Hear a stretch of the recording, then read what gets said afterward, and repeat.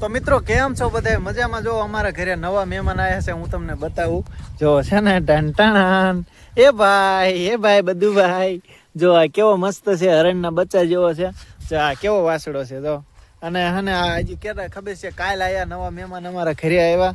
અને ભાઈ આને છે ને દૂધ બહુ ભાવે નહીં. જો કેવો મસ્ત ક્યુટ છે નાનો હરણિયો નહીં બા ટપુડો. જો મિત્રો હાને મને આવા નાના વાસડાથી ને હને બહુ આમ એવો નાના વાસડા ભાળું ને આમ કેવો મસ્ત જો કેવો મસ્ત ક્યુટ છે, આમ નજર લાગી જાય એવો છે બદુડો છે.